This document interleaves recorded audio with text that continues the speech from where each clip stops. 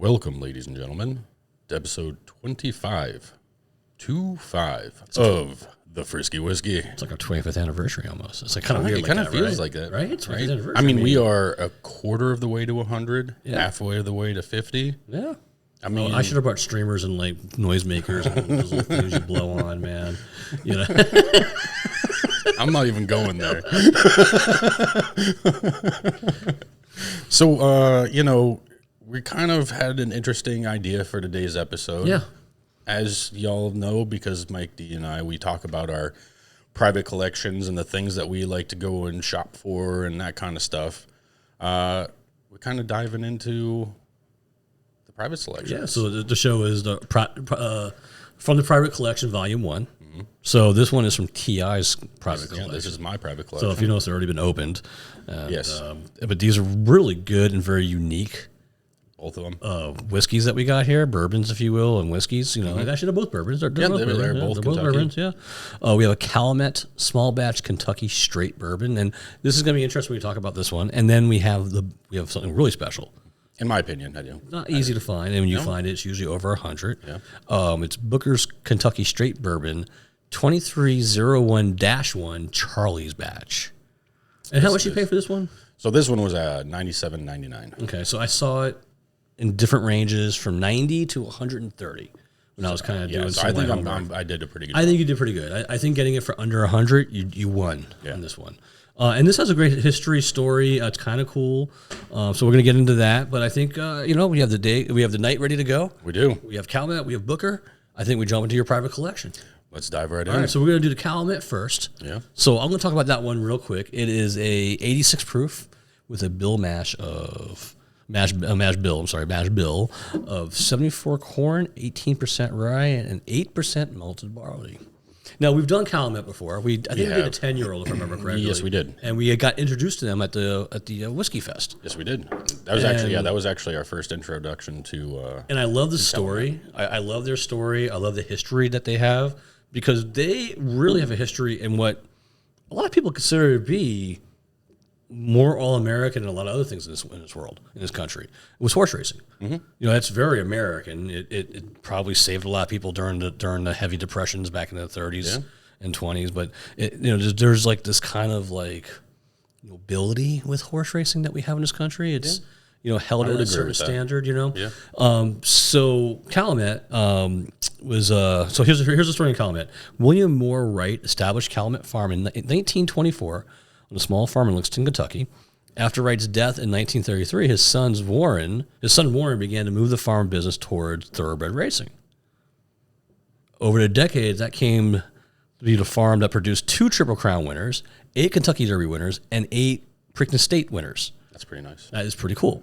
In 2013, Calumet launched and released small batch bourbon for the first time. So they started making the whiskey in 2013. But I've read some stuff about them. They've always been making whiskey out there. It was like a private thing for them. Yes, for the horse races, the jockeys, and the people that worked on the farms. And actually, we were learning that anyway from all the stuff we were doing. They all made their own whiskeys, or they were getting barrels from their friends who were making whiskey and was staying on the farm. Yep. To keep their farm hands happy. So they're happy, family happy. Definitely to probably get the wife, drunk and happy all the time, But so to this day, they still produce Thoroughbreds, champion Thoroughbreds. In 2019, they led until a money one. Dang. And they make great bourbon. So it's kind of cool. I like their story, like that, and they have a great history with horse racing. Now, if you go on their website, you can read more about them. And there was a time when they were going pretty down, and then they got bought by somebody. For like $33 million. Small chunk of change. Small chunk of change. And it was before 2013, and they kind of resurrected the farm, resurrected the horses, and now they're back in the game again, And they're making bourbons. So like, whoever bought them was like, dude, we gotta make bourbons. So with this one, each small batch, which is 50 barrels, is crafted from a blend of premium Kentucky Straight Bourbons. And it's 2 different kind of bourbons here, 2 kind of whiskeys. It's a 15-year-old Kentucky Straight and an 8-year-old Kentucky Straight. So that is pretty cool. Got to clean that palate and get ready for the whiskeys. Yeah, well, we had, we'll tell people we had a minute for our eaties, our foodies. So now we're going to have a nose of caramel and butterscotch, oak, wintergreen, which I'm questioning that until we do it, and cotton candy. And then we'll go through the taste in a second too, but the taste is going to be banana bread, light brown sugar, smoky char, vanilla, cherry, and baking spice. The wintergreen's there. It is. Okay, I was questioning that one a little bit when I saw it. You know, goes back to my chalk thing. Yeah, it was weird. Wintergreen chalk. Wintergreen chalk. Is it just like light green and you're just calling it winter? That does smell really, really good. I mean, this is really nice.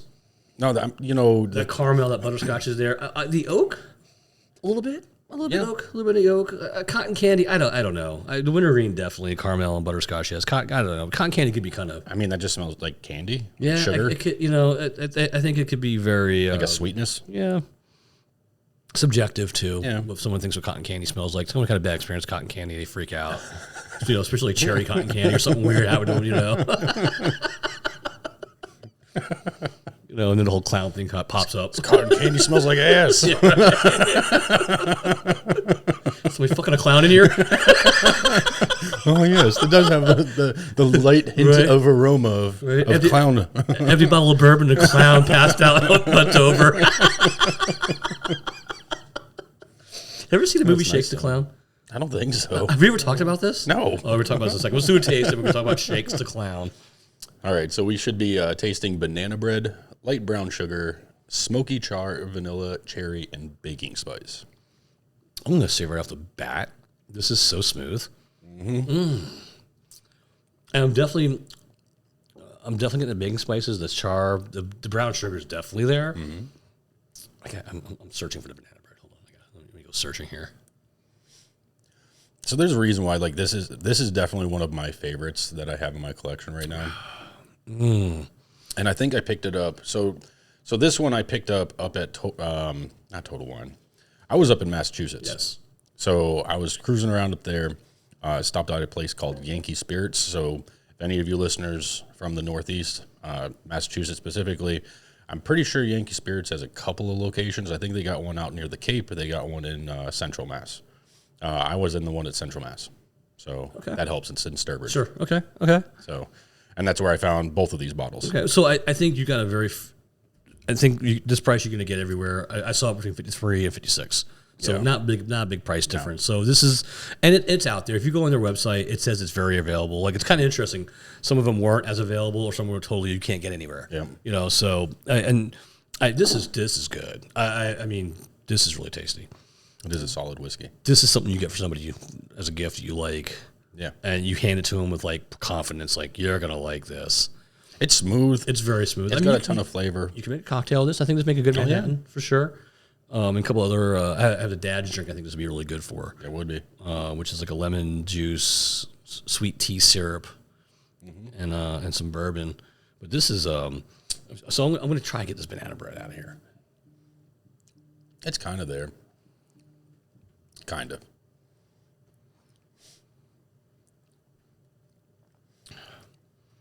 It's more there's that cotton candy, that shame behind. No, there's that shame. Definitely that brown sugar, that char, that smoky char's in, that vanilla. I'm definitely getting that kind of like a dark fruit, so cherry. It's spicy, so baking spice for sure. I'm not getting that bread. See, to me, I think the bread's more like on the tail end of the initial flavor. Maybe that's what I'm getting at the end. I'm just not calling it banana. I'm calling it bread. Yeah. For me, I'm just not getting that banana sensation. Yeah, it's not 100% banana. No. But this is really good. I mean, this is so tasty. I can't wait. We're going to do this one on ice. Oh, yeah. Yeah, this one we do on ice. But yeah, this is this is something like you come home from a hard day's work, have one of those special days at work. I need something more than my normal every day. I'm not going for the the low shelf. I'm going for the mid shelf. Yeah, like like the Evan Williams Bottled and Bond's awesome, but like I've had a rough day. I think I'll go after this one. Yeah, this is because it's so smooth and that spice hangs out at the very end too. I mean, this is also one I really wanted to share with friends, like because I haven't when I came across this, I hadn't seen it before. Right, like we had mentioned, we'd done the 10-year before. Yep, and so I've seen that one, and I've seen the 8 years, and I've seen the 15. We never bought the 15, but I've seen the 15. But I never saw the blend, the small batch blend. So I was like, I'm curious, is it good? I have to imagine it is. And they actually make a 16, they make a 15 and a 16-year-old or something like that. Like they have two close together, which I've never seen that before. Interesting. So maybe like the 16 one is like a unique, maybe. And so these whiskeys, if I understood it correctly, maybe I'm wrong.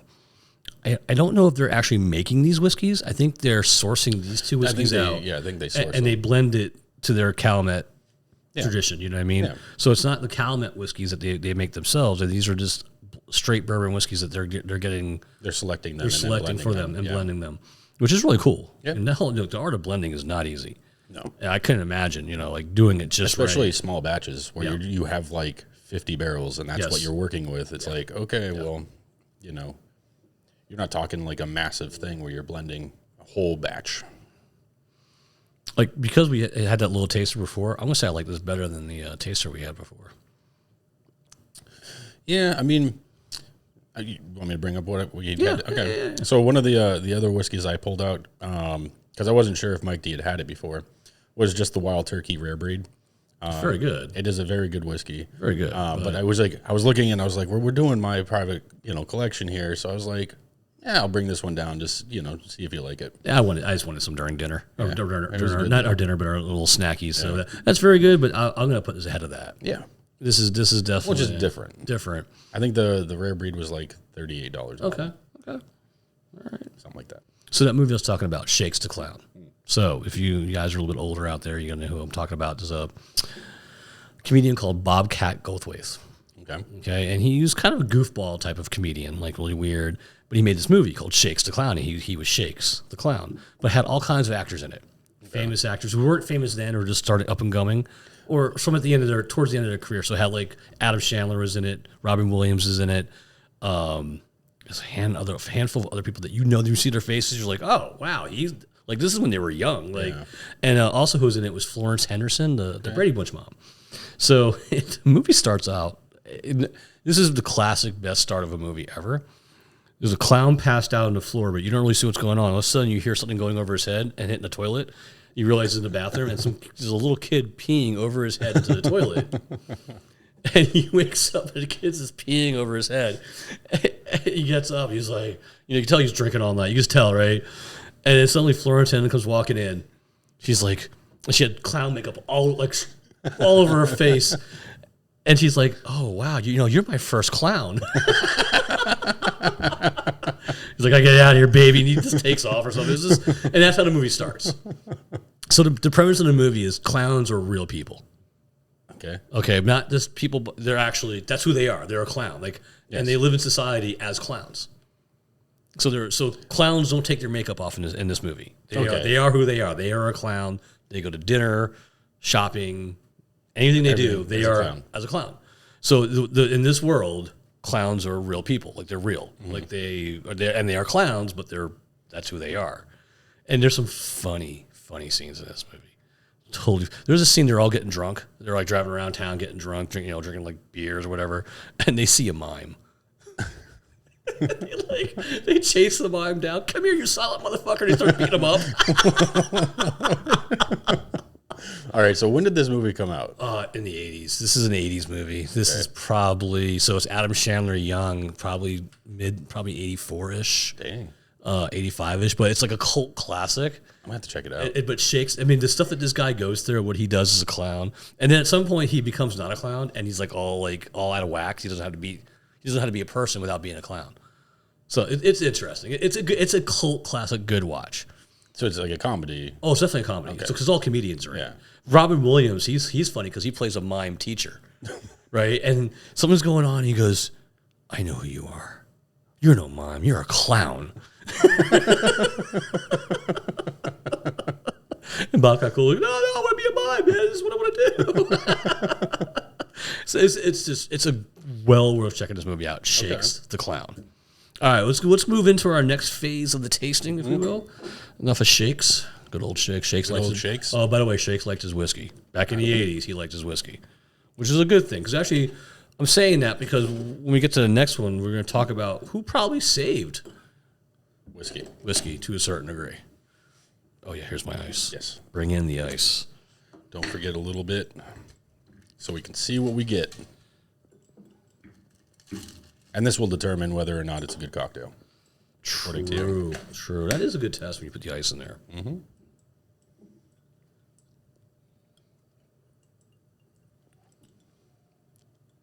So the smell the smell did change. Yeah. That wintergreen is more. It's burning my nose, that wintergreen. That butterscotch probably more than a caramel now. Definitely you smell that oak. That's nice. Yeah, that oak is definitely there. That cotton candy's still not there.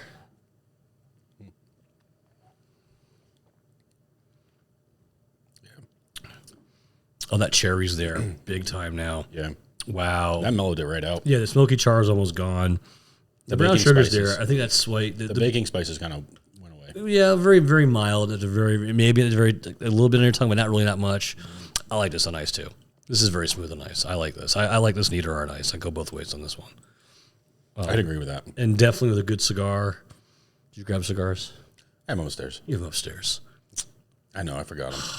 I forgot to get them down here, so they're like 50 feet away. 50 feet away. A cigar too far. A cigar too far. We're probably going to have one of the ones that we picked up recently. Yeah, okay. All right. We'll post it on the Instagram. Yes. Actually, no, we need to post on the Instagram, which I'll take care of it tonight, is we had promised our people to that bottle that we got, the Roaming Man. Yes. We were supposed to show the information, so we're going to do that. And you need to post that video, by the way. I need to retake it. I'm pointing at you. You know what video I'm talking about, right? I do, but I have to retake it. Oh, then I'll take care of it at my house. I'll do one. I'll make it. Because it's not a video anymore. What is it? It's just a picture, which doesn't make any sense. I did. You sure you didn't make no video? You were drunk. You were drunk. You don't. Hey, it's we had a couple whiskeys, and then things happened. Okay, that's all right. We're going to make a video of the Ragnarok that we did last week. Which was awesome. Not to get off subject, because we have some really good whiskeys here tonight. And this I put this in the upper echelons now of the bourbons, for the price point. Oh, yeah. For the price point. You know what I'm saying? Like, this is really good. I can say that I've never been disappointed by a Calumet. Actually, I was having their 10-year-old the other night. I would be interested to know which two whiskeys they're blending from. They try to keep those things a secret. I know. A lot of those distillers don't want to give out everything they do. I'd like to know. And I'm wondering, based off of like the bottle, right, and when it was bottled, to that way. I'm assuming they're never the same two that are being blended each time, right? Or are they? Maybe, but they're small batches, so maybe it's like they'll just say those small batches change. Yeah, literally every single one's different. Right.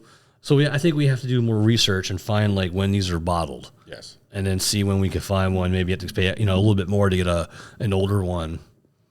See if it's different. And obviously, this was their first. Well, I gotta check the website just to make sure. So let's say, based off what they're saying here in a timeline, in 2013 they launched their first small batch bourbon. Okay. Is this the one they released? The mixing of the blends, or are they making small batch bourbon? Well, that's assuming that it's like the 8-year. What they're providing is the 8-year? Maybe. Right. That could be a small batch. That was like 10 years ago. That could be a small batch, yeah. So if they started again, anything you're drinking a 10-year, that's coming out now, I think. Okay. Right? Yeah. The science behind that, it's got to be awesome.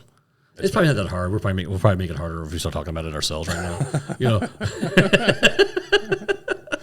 I'm going to put this whiskey with this whiskey, and it tastes good. Right. Now, there's got to be something, too, because you have to know, I'm imagining that you probably want to mix ages where that complement each other, right? Yeah. So you're not, going to want to get something that's super nice and blend it. you're not going to want to take a 25-year and blend it with, an 8. Oh, my God. Right? Because that's just going out. I think 15's pushing the limits, too, in my opinion. It depends on the 15. Yeah. We've had some really good ones, right, that are super smooth that I would not want to tamper with. The more this has got ice melted into it and breathing more, it's gotten better. Mm-hmm. It's gotten a whole lot better than when I first tried it with the ice. Yeah, there's definitely. I'm going to be picking up another bottle of this. Yeah, this is worth the money. 100% worth the money. Totally agree. You know, I wish I should have brought a third one down. Well, I mean, for the private collection? Yeah. I don't know. You sure? Yeah. Because these two are like special to me. I know. Kind of special. They are kind of special. We'll figure it out. Okay. We'll see what happens with the book. I do have another one sitting behind me. True. Which already had some, which I'll just order that too. Not going to go wrong with that one. That one's very good. I was just thinking. I was like, do 2 or 3. So I'm leaving tomorrow. You are. I'm leaving tomorrow. On a big jet plane. I'm going actually in a car.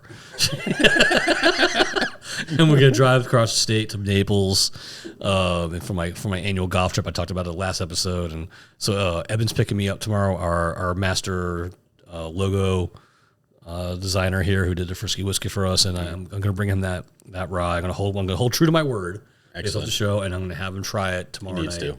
And what we're also going to do, too, is we're going to do a little packy store hunting. Yeah. So we're going to get down there early for some lunch, hit Tin City, and then on our way to the hotel where we're staying, we're going to see how many liquor stores we can find.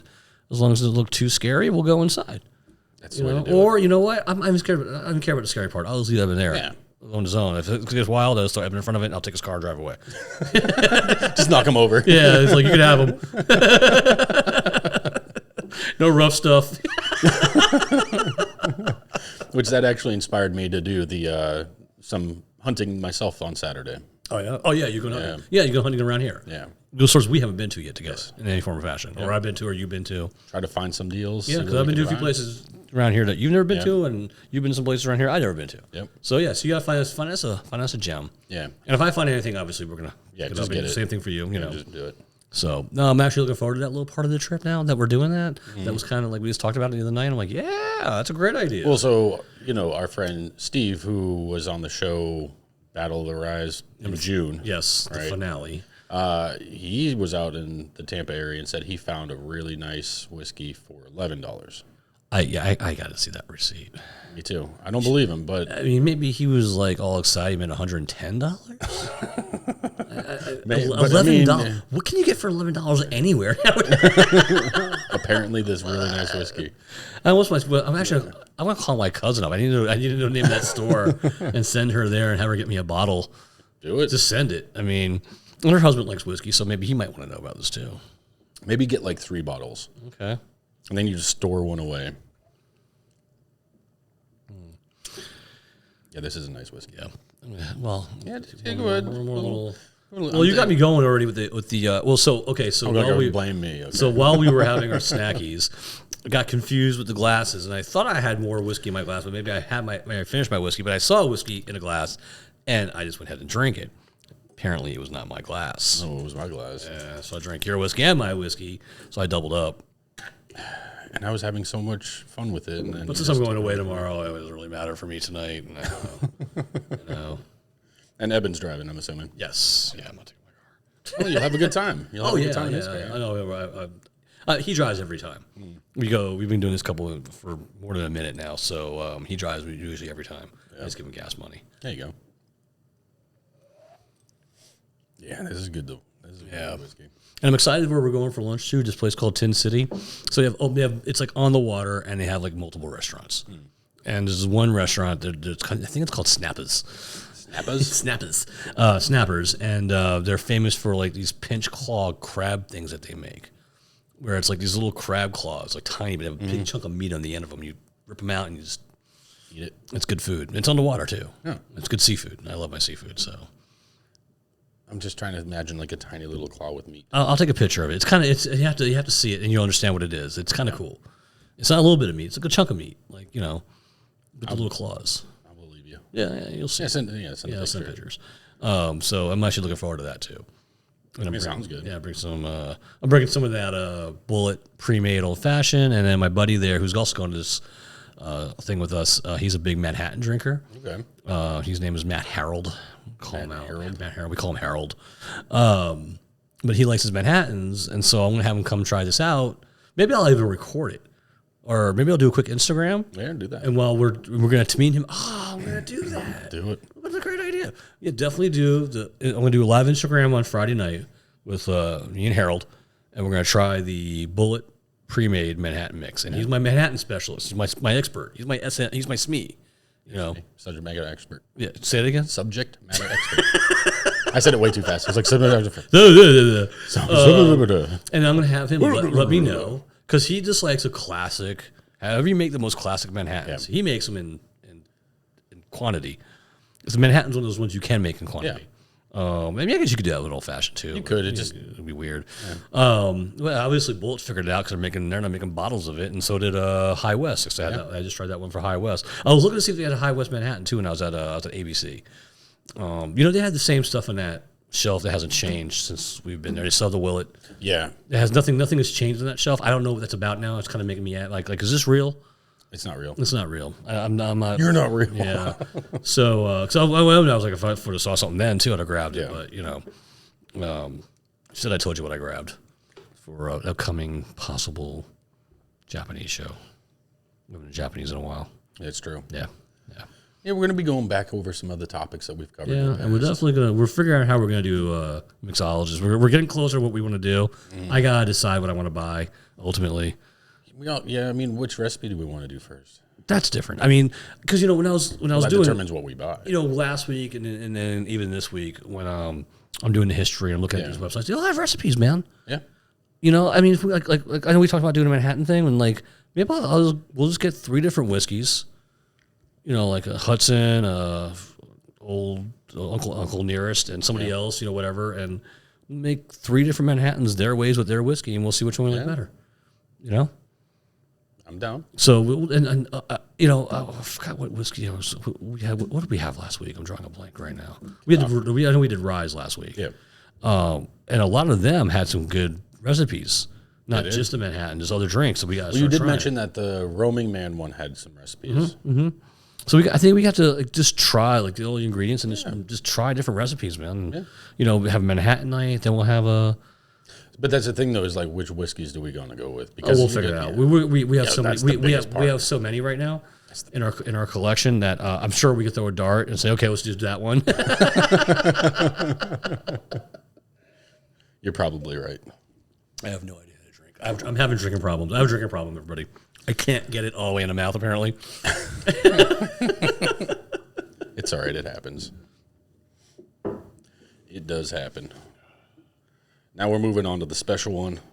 This is something that I'm looking forward to talk about. Because I know we've tried it, but we didn't try it with information. We just went at it. Yeah, well... And you've been tame with this, but this is one of those ones that you have to be tame with. Well, I wanted to be tame with it, right? So this is about sharing, and I don't mind drinking it.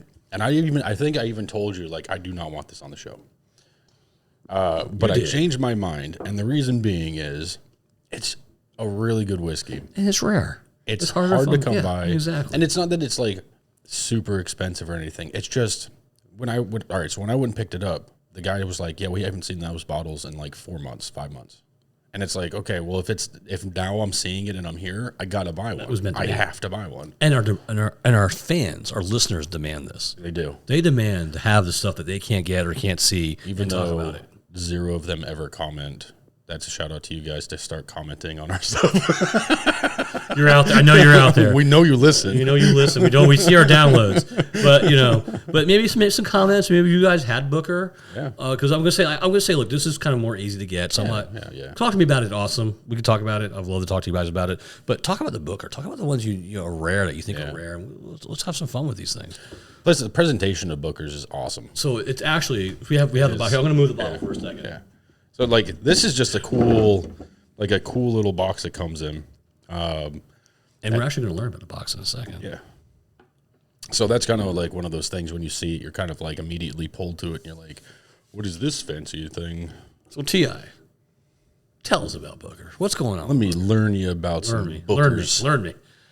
All right. So this is the, as Mike D mentioned, this is the 2301-01 Charlie's batch. This one is $97.99. That's what I picked it up for. This is a 7-year-old, 126 proof. So this is I think the second hottest one we've had. It's high. I mean, it's high. Look, it's high proof. So It's I think the second highest one. Yeah. So the rumored mash bill is 75% corn, 13% rye, and 12% barley. And it's truly just rumored. There is no definite, and they're not telling anybody. I would say, why would they? Yeah. You know. So the first release of the Booker's Bourbon 2023 collection, Booker's Batch 2023-01, Charlie's Batch. This batch is named in honor of Charlie Hutchins, the craftsman behind the signature wooden box that each bottle of Booker's Bourbon comes in. I think that's cool. That is cool. Yeah. Frederick Booker No II was born in December 1929 and passed away in 2004. Dang, he's old. Mm-hmm. He introduced Booker's Bourbon in 1987 and coined the phrase small batch to describe his uncut, unfiltered bourbon. With the creation of Booker's Bourbon, a super premium bourbon, he helped revitalize the bourbon business, which had been battered by the rising popularity of white spirits, like gin and particularly vodka, in the 1960s and 70s. Small batch bourbons like Booker's did for bourbon what single malts did for Scotch, creating a new market. No worked at Jim Beam for almost half a century and was the master distiller for over 40 years. No started working at the Jim Beam distillery in 1952 and was named master distiller in 1965. Jim Beam was already the world's top-selling bourbon, and under his direction, production increased 1,200%. That's amazing. That is pretty dang cool. That means he knew what he was doing. Yeah. You know? And so one of the things that, for those of you who don't know, right, so every single time you buy one of these Bookers, so cool. It comes with a little card about the batch, right? So it gives you some cool information. For example, it's not a cheap box either. No, it's nice. So it gives you like the batch number 2023-01. I don't know why you said 2301-1. It's okay. It's a lot of numbers going on. You were drinking. No, it's literally what you wrote down on the paper. Did I? Oh, did I mess that up? Oh well. Anyways, but it also gives you drinking. like the proof, right? So it's 126.6 proof. So this particular one was aged 7 years, 1 month, and 8 days. Yes. Which that's pretty cool that they come down to that the day. Yes. Yeah. Right.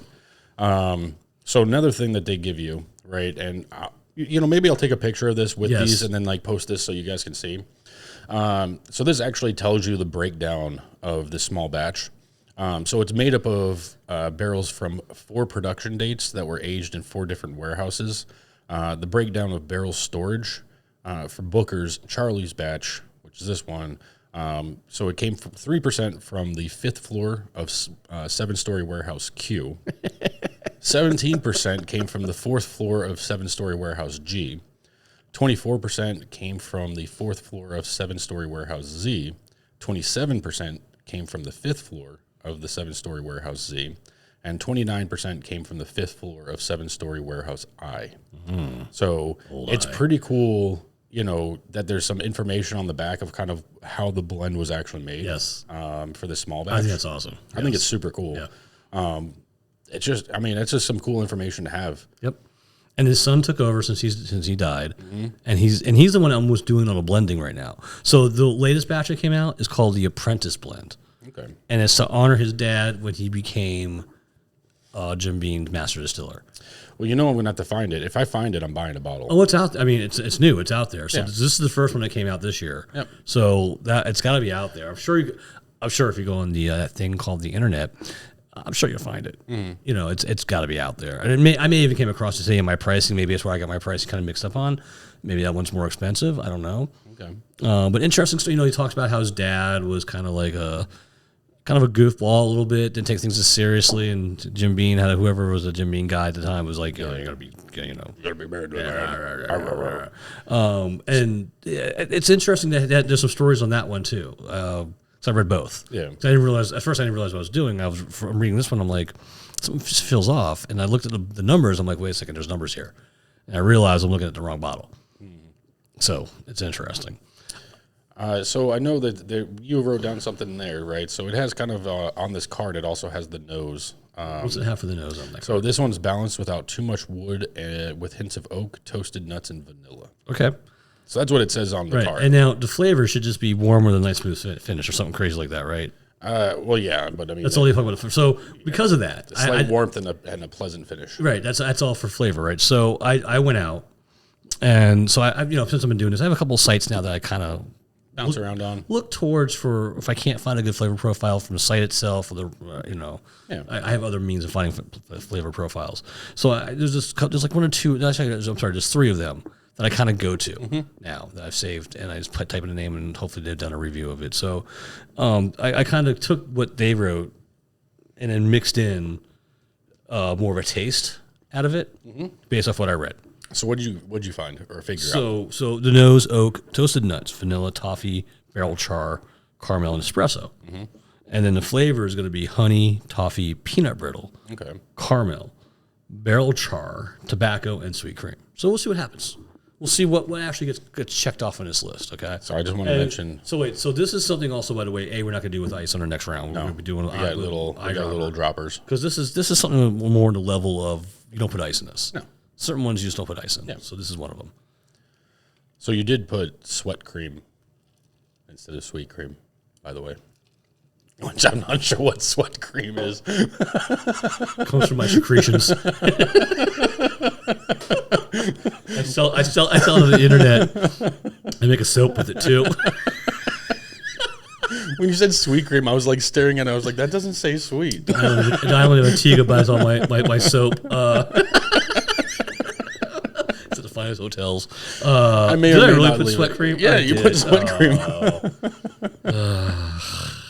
It's a thing. It's me. It's a thing for sure. You think I drink during the day? Oh my goodness. It is nice though. Oak, vanilla. There's definitely some espresso there. There's that coffee-ish sensation going on in my nose right now. It's nice. I think this is pretty good. I mean, the char is probably going to be the spicy too. A little smoky, a little spicy. So you went in. I did. What's going on in there? Did you clean your mouth before you ate the drink then? Okay. With my sweat cream. Ooh, yeah. No, all right. So, like the first sip, right? It's definitely sweet. Like the first little bit you get, it's sweet. So I can get that honey toffee. I don't really know what peanut brittle would taste like, but there's that spice. Well, that's hot. It's definitely spicy, but there is like a little bit of sweetness right at the beginning. Yeah, and then it kind of. I think the barrel char's in there. I gotta do that again. It's so hot. I gotta do that again to pull flavors out on. There's definitely some char. Like to me, this is like old school right here, man. This is this is what they drank back in the day. You know, I think Noel knew that. Now I don't know if sweet cream would be. There is a creaminess to it though. Like at the end of it, there's a creaminess. There's that honey for sure. Yeah. Okay, I'm getting peanut brittle.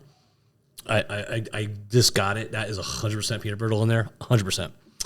That was peanut. Literally, that was peanut. It just went through my mouth. When the sun rained.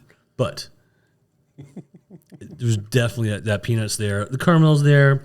I think that sweetness could also be that tobacco too, to go with that cream. So it's almost like a creamy sweetness or sweat cream, if you will.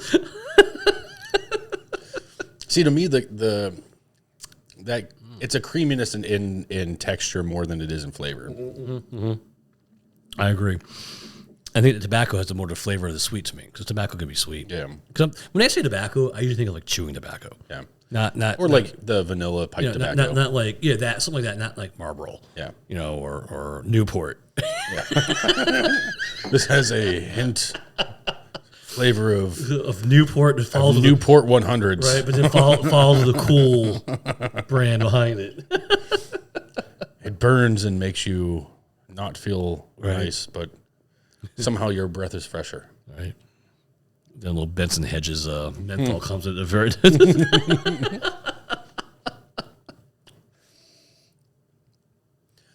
No, it is good though. It's definitely like honey toffee. Yeah. And then the char is really strong. And I'm getting that peanut brittle. And then it's creaminess right at the end. Yeah. It's all mouthfeel for the creaminess. Oh, this is so good. This is nice. And I like this a lot. And it's kind of cool that Frederick Booker Knoll II, really saved the industry because it's true. Back in my day, I was a vodka drinker. If I did drink scotch, I was using scotch the wrong way. But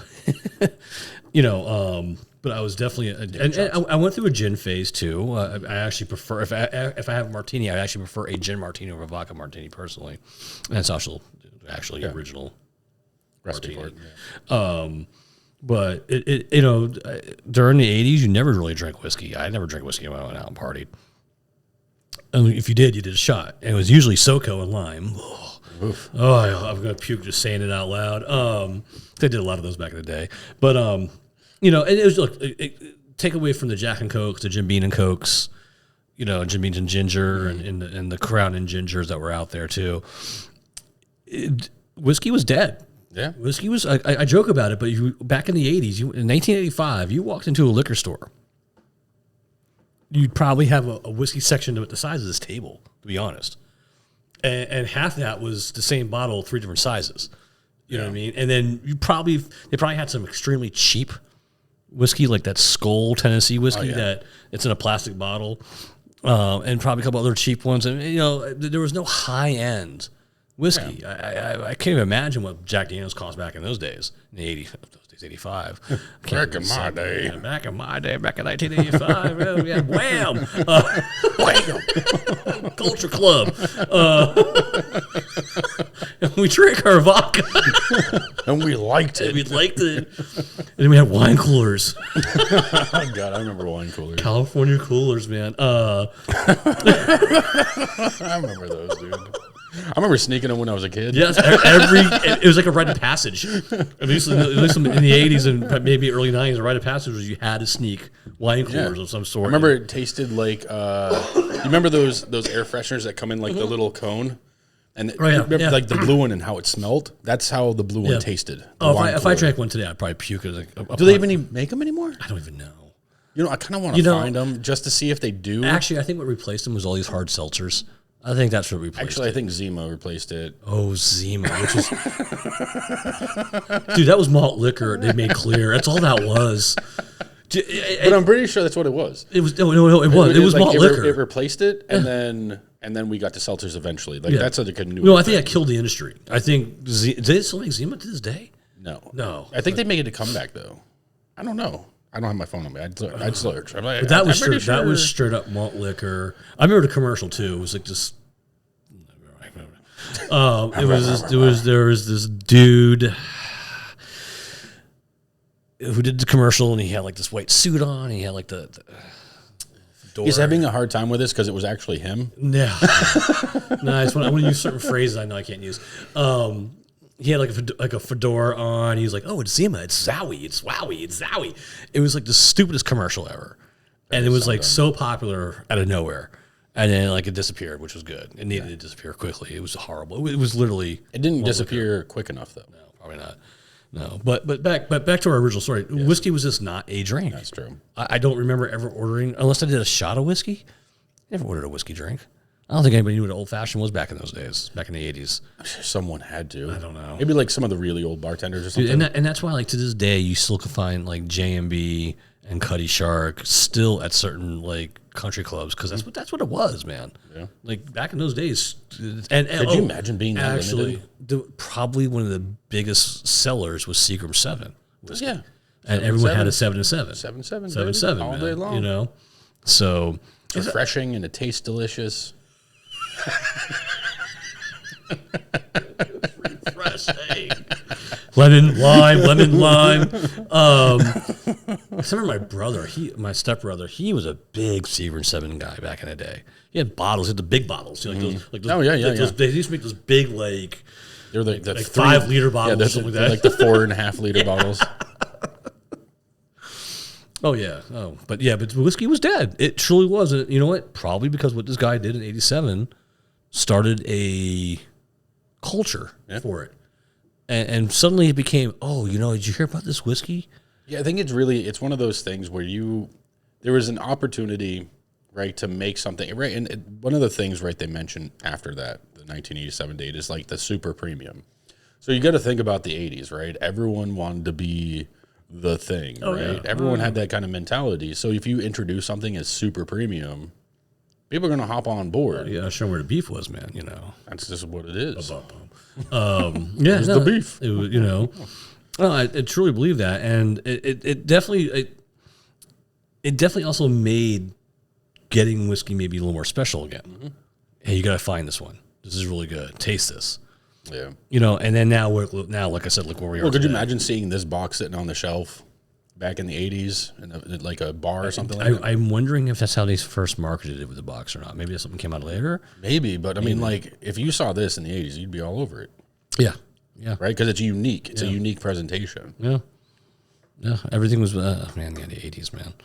I think that's when Grey Goose came out and Kettle One and like all these like fancy boutique vodkas. Yeah. Were like, I think Absolute was extremely popular back in the day. Absolute is still extremely extremely popular, but I mean, I think Absolute rolled for a while almost to a certain degree until like it was cheap and hangover inducing. Yes. Oh yeah, I used to love Absolute. That was my favorite vodka. When I was back in my vodka days, my everyday vodka. Your everyday vodka? It was Absolute. What am I going to be walking down the street with today? My Absolute. My Absolute, occasional Smurf. I used to like Stoli's chilled vodka shots. Oh, those are the best. So I have my Absolute and cranberry cocktail, and I get Stoli shots, man. Nice. Oh. And then somehow I start doing Southern Comfort shots, and I'd go home and do bad things, unspeakable things in my bathroom. It's fair. It's fair. Make up with the world's worst hangover. Yes. Thank God there were delis in New York. That's due to the. That's 100% due to the Southern Comfort. Oh. And it's funny. It is a bourbon, right? It's a whiskey.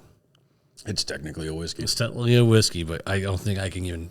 I don't think I could put it in front of me without like just gagging. I mean, I had a phase with SoCo.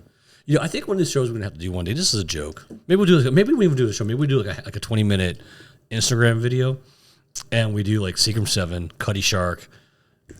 April Fools. April Fools. Yeah, the April Fools episode. Oh, that'd be great. And get like all those old school 80 but ones. But we'll also have all like the stats on them. Okay. Like take it like a serious episode. Yeah. Oh yeah. Because it's still being sold. Oh yeah. It's still being sold. In fact, one of the we want to do a $20 and under. Although saying that we're going to do that as an April Fool's Day episode on the episode is going to kind of ruin it unless people listen to this episode again. I don't know. Oh, actually, I want them to forget. That's the whole point of the joke. That's true. Yeah. Don't hold on. Gotcha. And we've been talking about doing the $20 and under show pretty soon, and bring back one of our guests for that one. But I already have a bottle for us for that show, and when I looked at the history of this bottle, which I'm not going to say the name, it is the number 2 producing blended whiskey in the world, next to Seagram 7. So Seagram 7 is one guess. Yeah, and I mean, it's 100 bottles versus 100 versus 90 bottles ultimately, because that's all you make nowadays. No? That's it. All right, so now we're going in, but now we're going to do this with. Oops, wrong one. Woo, that would have been a foul. I mean, if you had to drink that one and go back to this one, it'd been like crazy. I'm not. I might have stopped you. I'm going out of town tomorrow. It's all good. Careful. This we cannot spill any. This is like. Let me suck that wood. Hold on. You want 4? Yeah. 1, 2, 3, 4. Let that water open up. It's got a nice dark color to it too. So this is beautiful in the bottle. Like seriously, this is such a pretty whiskey. Pretty. It's like really nice. It's a dark amber. It's nice. It's got a pretty mouth. I think you mean pretty mouthfeel. I don't know. Oh, mouthfeel. There you go. I like that. Yeah. Make it more perverse.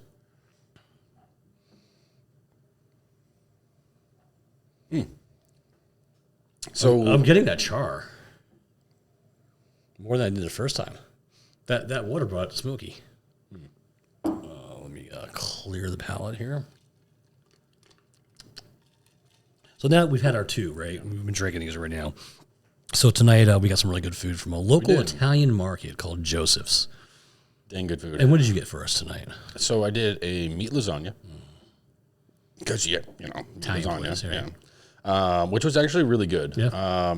And then I got us some roasted Brussels sprouts which we both really love, Yes. like Brussels sprouts, but it has, came like, with like ham and like some Italian ham, and tomato. so like sun-dried tomatoes. Yeah. Right.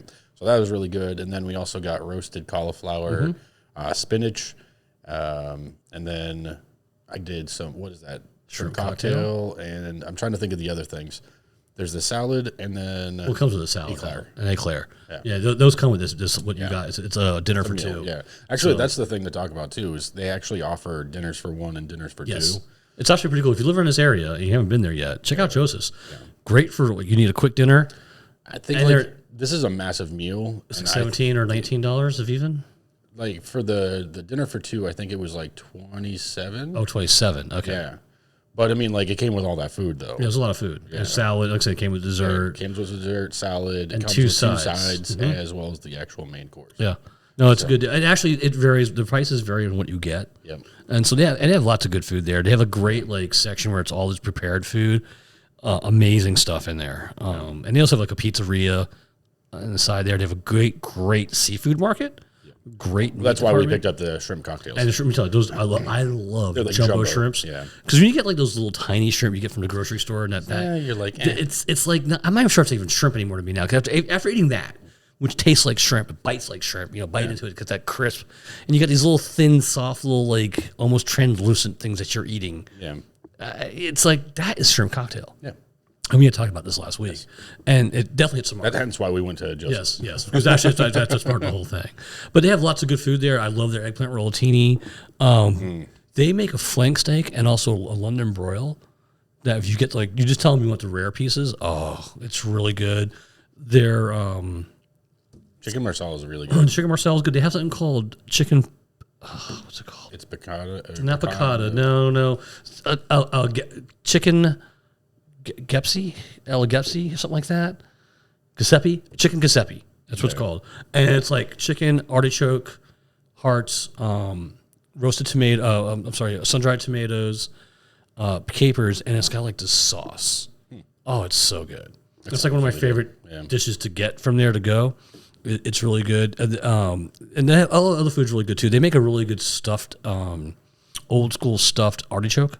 With the breadcrumbs, not healthy for you by any means. Not healthy for you. But it's delicious. It's absolutely delicious. But you pop it in the oven, and also in the seafood department too. If you go to the case right next to seafood, they have pre-made baked clams that are really good, and they also have pre-made like fish dips, and sometimes they have the pre-made soft shell crabs that are kind of lightly fried. That are really good too. I've had that a few times. They have good food there, and it's a good market too. They got local. They have local fruits and vegetables. Yeah. And a bakery. Bakery's awesome. My daughter loves the bakery. I like the bakery. They have really good bread there. Can't touch our boys back in. Just saying that out loud. But they also make... Shout out to Picnic. Yeah. Definitely shout out to Picnic. But they also make a really good, what they call ciamballa bread, which is my favorite type of Italian bread. Okay. It's a nice, thick crust, great for dipping into a sauce, and it holds its own. You know what I mean? The crust can handle it. It's got the crust. It's got the crust. So you gotta check it out. Check out Joseph's, one of my favorite markets. Every Christmas I get catering from them. Yep. I do chicken marsala or chicken piccata. I always mix it up. Yeah. And then I always get the eggplant rollatini. And my favorite. Their food's just so good there. Eggplant rollatini hands down is like the jam. That is the jam. It's so good the way they make out there. And they make their own homemade mozzarella there too. So it's really good. They have a good deli too. Make great sandwiches. I love. Yeah, go check them out. They're right there off of Military and North Lake. So I'm going to say right now, based off what we're tasting. All right. So Hold on. Let me try this with the water. Hold on. It's not much different. You're going to say for a one that you can drink regularly and consistently, you're talking Calumet. So I think the Calumet goes good with the shrimp cocktail. Yeah. And probably the Brussels sprouts too. In my opinion. Yeah. It's lighter, so it handles those flavors. And then, to me, when you have a lasagna, you have a glass of red wine. Yeah. So it's bold.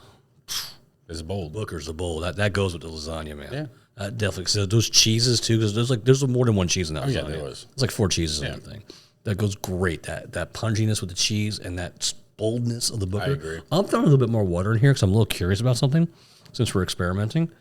2, 3, 4, 5. I put 5 more little droplets in there. 5 more droplets. 5 more. You got to give it a little swirl, though. You gotta let it do its thing. So what are you curious about? No, nothing changed. I thought maybe something would open up more. In fact, it got hotter. How did this get more alcohol? It actually got hotter. I think without the water, I like it better. Actually, I think I was getting more flavors out of it. Let me clean my palate again. I keep cleaning my palate tonight. Honestly, I just did 4 drops. It's like perfect. I don't think it changed when I had the extra drops per, but maybe it's got to breathe a little bit too. Like that's why I keep swirling it. That's why I keep swirling it before I sip it, because I want it. Definitely a breathing whiskey. The more it breathes, the more it's going to open up and flavors. No, it's fantastic though. If you can find it, and that is if you can find it. That honey, that toffee, that peanut brittle. Oh, that peanut brittle's right there again. It's definitely one of those ones that you want to pick up. It's worth trying. This is really good. I don't know if you'd want to get this for somebody, but because this is such a unique one where it's like, this is for you. Pick it up if you really want to do it, and grab it and try it for you, for yourself. Yeah, this is not something you buy for somebody. It confuse them. Be like, it would just confuse them. Like, wait, are we like in a relationship? But it comes in a nice box, so you can wrap it easily. Yeah. No, you don't buy this for somebody. Like I said, this would confuse somebody. Like, you actually bought this for me. And you're like, oh, just kidding. It's mine now. Yeah, it's like, no, I take it back. It's mine. You have this. And you just like hand him Evan Williams. Yeah. Old granddad, here you go. This is yours. Or some of those ones I'm looking at are under $20, like old tub. There you go. It's an old tube. There's definitely some interesting ones under $20. I found there's a couple under $10 I saw in there too. Yes. I wonder what those are about. I think it's funny that the regular bottle is like $9.99 and like the 1.5 liters like $12.99. Like, oh my god, it's quality. Like, yeah, it's quality. And back to the whiskey revolution that happened in the '80s. That saved so many names. We'll call it like that. It is because all these like Brown and Forman's, the Sazeracs, who is the Sazerac who owns Buffalo Trace. Yes. They all went out and bought names. They all went out and bought the recipes and resurrected these names, but resurrected them the right way. Some that were still being made were probably not being made that good. I'm going to say Old Forester is probably a good example of that. Mm-hmm. That the bottle you got of Old Forester, first of all, they didn't have the selection they have today. Probably one bottle, and it probably wasn't being distilled. No. Because no one cared, right? So Brown and Forman took them over, resurrected their recipes, the recipe and distillery, fixed the distillery, did right by them, right? Brought back all the recipes, brought back the master distiller who could make the recipes the right way, and saved them, right? And now they make like 5 or 6 different kinds right now? Yeah, something like that. Like that. Like they have one or two different ryes. And I mean, all of them, I love them all. Right, they're all really good. They're fantastic. And back in '87, the bottle you probably got back then, which was probably like $12 if you found it somewhere. Probably like that 86. Even if you were lucky to find it somewhere, probably a bar would only have it because they had to buy it because the distiller had it in there. The distiller would make you. I mean, I'm sorry, the distributor would make you buy. Like, hey, if you want. If you want a discount on these vodkas, you have to buy like 2 of these. Exactly. You need to pick up some of this Old Forester crap. Cue the whole eye roll. But I'm sure it's by no means the same that you got in '87. So it's like because of that, all these names got resurrected. Like we had Chicken Cock not too long ago. Even some of the other ones that we've had, like Knob Creek, because they all made comebacks. Yeah. And they're all making them good. Yeah. Even with the whole rye revolution too, and what's happened with that, man, I almost picked up this rye the other day. So I told you I had a $50 gift card, and I was at Total Wine. They had this one from Oregon. It was $100 though. What one from Oregon? I don't know. I never heard of it before. I can't remember the name of it. I remember the bottle because I know. I know. I know very well. It is literally the very last bottle on the top shelf, or the first bottle, if you will. When you first walk into it, the ammunition, the one I picked up, was right next to it.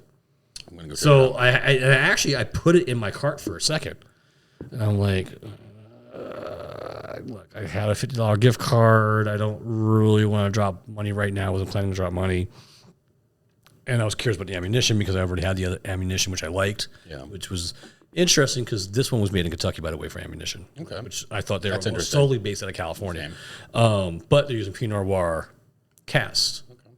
Something's going on there with California. But this bottle of Oregon I never heard of. It was $99.99. I'm going to go back and get it at some point. And I almost picked up the bottle of Wise Man too, which is only like 30 something or 40 something. Okay. Wise Man's been calling my name too every time I go on there. Wise Man's been around for a while. Yeah. They have a name actually. Well, not just because they're Wise Men. Yeah. It's because they're very wise. Right, very wise. But this Booker though, I mean, you, look, if you're a whiskey drinker, if you listen to the show, you must like whiskey, right? Yeah. Get this bottle. If you can find it, pick up the bottle. But like I said, that was no joke what the guy told me. He's like 4 to 5 months he hadn't seen a bottle. And I think your probably average mean will be about $110 in my opinion. So I mean, it's I got lucky. I mean, Yankee Spirits is kind of like a large liquor warehouse, so they get in discounts. Boston? Yeah, Wicked. Is it a Wicked? it's wicked. It's a Wicked whiskey warehouse. Wicked awesome. Wicked awesome. Yeah. Well, with that said, so this was a fun episode. This was a very fun episode, and I really enjoyed this. All right, so this is my private collection. Yes. What do you think of the two whiskeys? I like them both. I think Calumet could be a more regular, weekly bourbon, not everyday bourbon, a weekly bourbon, or maybe even 2-week bourbon. The Booker, you buy this, once again, you hoard this a little bit. You're sharing it with specific people. People You're not just throwing it at people. Right. You have people coming over, you don't even know who they are, your roommates, friends, you're not pulling this out. But someone someone out of town, they like the whiskey.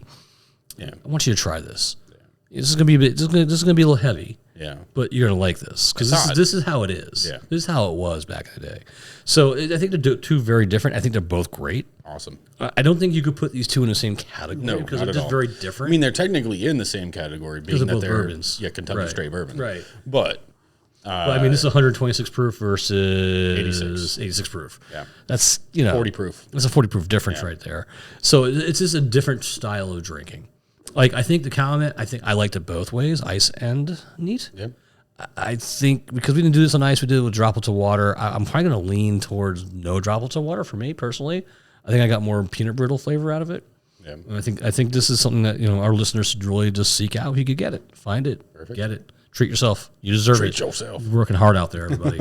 But no, this is a great episode. It was. We got some good food. The Joseph, the lasagna, the shrimp cocktail, the Brussels sprouts, the spinach, and the. And make sure you check out our Instagram. Make sure you check us out on YouTube. We're still working. I think right now we're just shy of 20 subscribers. So make sure you're checking us out on YouTube. We have so many more on the podcast. We're getting there. I don't get it. We're getting there. We're getting there. Do you just not want to look at us? I mean, I can't blame them. I'm a son of a handsome man. What are you saying? But yeah, go ahead, check us out. Make sure you subscribe to everything. Please make sure you subscribe. Wherever you're listening to our podcast, whether it's Apple Podcasts or Google or iHeartRadio or wherever, make sure you follow us. YouTube, if you'd like to watch us, make sure you hit that like button, subscribe to us. Make sure you check out Fox Cigar, foxcigar.com. That's where that's where our cigars came from this evening. Yes, once we find them upstairs. Yeah, I know where away. I just don't remember what they're doing. But yeah, you definitely check them out. Sign up for their email mailers. You get good discounts there. Nothing spilled. I know, I'm proud of that. Was pretty good. Yeah. So I think good episode, good food, solid episode. And this is and we got some. I got some stuff in the works. I'm teasing T.I. a little bit on some things. He doesn't know what's going on just yet. So we have some good shows upcoming. We're going to do some weeded bourbons. We're going to do some under 20s. We're going to do some other ones. We got some good stuff upcoming. So, look out for these shows. Follow our show. Get a bottle. If you get the Booker one's going to be harder to get. It's going to be hard to find. But get the Calumet. Follow us along. Enjoy the show. Enjoy the tastings with us. Everybody have a great night out there. Enjoy. We'll see you guys next week. Have a good one, everybody.